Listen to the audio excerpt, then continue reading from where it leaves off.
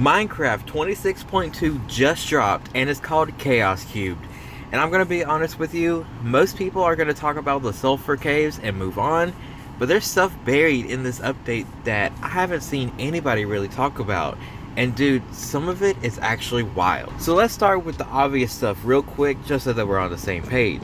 Chaos Cube has a brand new biome called the Sulfur caves. You can place potent sulfur under up to 4 blocks of water and it releases a cloud of toxic gas that spreads across the surface, causing nearby players to get nausea. And there's a new mob called the Sulfur Cube, and it looks kind of like a slime. It lives down there, and on the surface it seems pretty simple. You know, it hops around, doesn't bother you, whatever.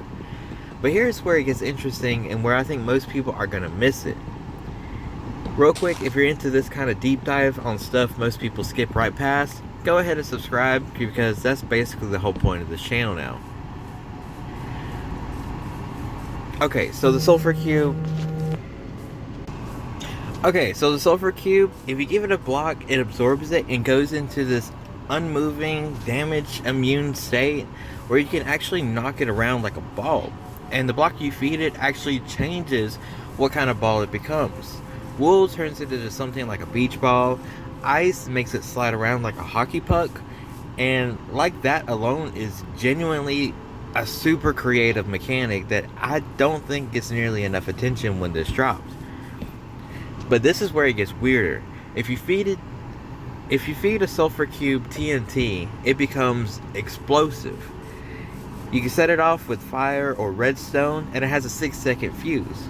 But if you chain it with another explosion, the fuse becomes random, anywhere from less than a second up to 3 seconds, which means most people are already building TNT cube chain reaction machines. Like, this thing went from a cute hopping around mob to a redstone component in less than a week. And apparently there's 12 total elemental variations of the Sulfur Cube that they can take on depending on what you feed it.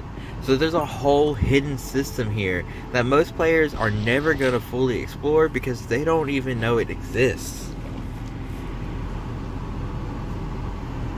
Here's the part that genuinely surprised me though, and it's not even about the Sulfur Caves at all.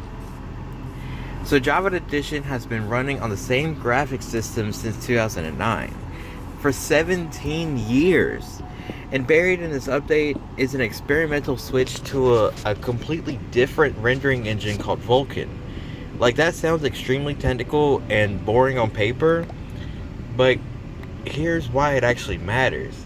The new system actually runs rendering on its own separate thread instead of trying to tie it to the main game logic, which is specifically aimed at fixing the FPS drops when you get from chunk loading or too many mobs on screen at once.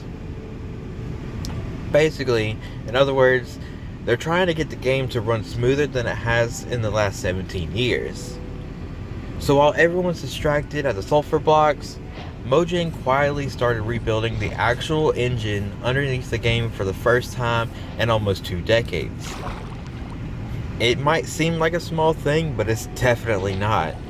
That's the kind of update that doesn't get headlines, but it actually changes how the game runs for everybody going forward. And if they're able to successfully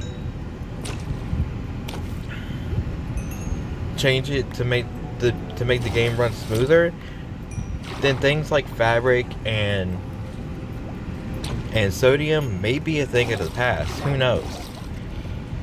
One thing that I think is genuinely clever is that if you find a sulfur spring on the surface, there's a sulfur cave generating directly underneath it every single time. So the surface feature isn't just decoration, it's literally a treasure map pointing straight down. And the bigger the spring, the rarer it is. Most players are going to walk right past these without ever realizing what they're standing on top of. And there's also a new music disc called Bounce hidden inside the minecart chests, but only when that mine shaft happens to generate connected to a sulfur cave. So even finding it requires 2 specific things to line up at once. And that's a deep cut even for people who hunt every disc in the game. So yeah, on the surface, this update looks like new caves and a new bouncy slime, but underneath it, there's a hidden mob system with most people never gonna fully see, a engine change that's been 17 years overdue, and secrets that require you to actually understand how the world generates instead of just mining straight down like always. That is the pure definition of Chaos Cubed. Way more going on than the trailer looks like.